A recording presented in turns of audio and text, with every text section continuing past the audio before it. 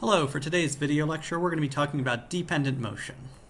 So in many situations the motion of one object is going to be directly related to the motion of another object through some sort of constraint. So below is an example of this. So say the truck below got stuck in the sand. We take a rope, tie it to the back of this small green SUV, loop it around the front kind of bar on the truck, and then tie it to a stationary tree. So as the SUV moves, the rope is going to be constraining the motion of the truck and the SUV, kind of relating those two. And assuming we know the velocity of the small SUV, can we predict the velocity of the truck? And the answer is yes. So we can relate the two via something called a constraint equation in this case. So the constraint equation uses some known value. In this case, the length of the rope is going to be 50 feet because it goes 10 feet to the from SUV to the tree, and then 20 feet from the tree to the truck, and then 20 more feet back from the truck to the tree. So our constraint equation, the length of the rope, which is 50 feet, is going to be 2 times LA, which is the 20-foot length at this moment in time, distance between the truck and tree, plus LB. So that's our equation. And we can also create other equations. So that's going to relate positions at any one time. So LB gets bigger because the SUV moves forward. LA is going to get shorter to ensure that this length is still going to be 50 feet. So we also know the length of the rope doesn't change over time. So L dot would be 0. The rate of change of the length of the rope is 0. And if we take the derivative of our constraint equation, 2 times LA dot plus LB dot, and LA dot and LB dot are going to be related to the velocity of the truck and the SUV at any one time.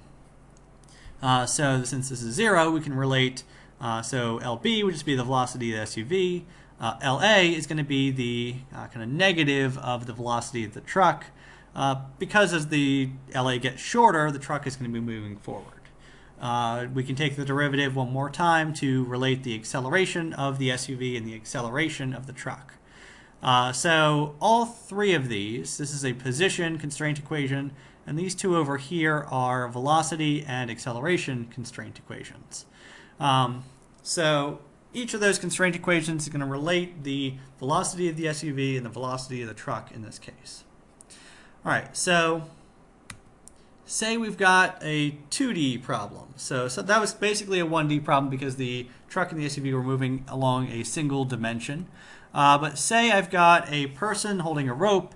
That rope goes up around a pulley, and then it goes down to a platform which we're going to be lifting up. So as the man walks forward, in this case, the platform is going to be moving up. And this is going to be, again, constrained by the length of the rope, which is some set value.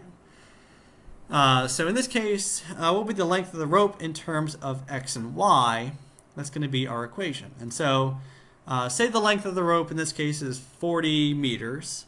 Well, the vertical piece of this, so y is the distance from the ground to the platform, and then 20 feet is how high this pulley is. So 20 minus y would be that vertical distance. That's the distance right here.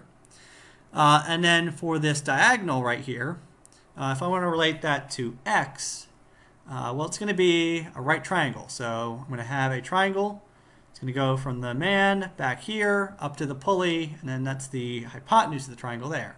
So Pythagorean Theorem, the height of this triangle is always going to be 20 meters, and then x is this leg of the triangle. So the square root of 20 squared plus x squared would be that length. So the vertical piece plus the diagonal is going to be 40 meters.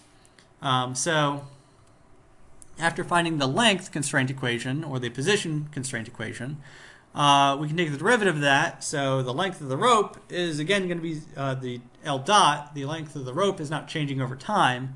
And that's going to relate x dot and y dot. So we'd have to take the derivative of this whole piece, which is going to be a little more complicated. But if we've done some calculus, we can find the derivative of this particular function. And that's going to be equal to 0. And so it's going to let me relate x dot, which is the velocity of the person, to y dot, which is the velocity of the actual platform that's moving up. I can take the derivative again to find the relationship between x double dot, the acceleration of the person, and y double dot, the acceleration of the platform as it changes. And so with that, that's the last slide I've got for today. Thank you for watching, and I hope to see you again.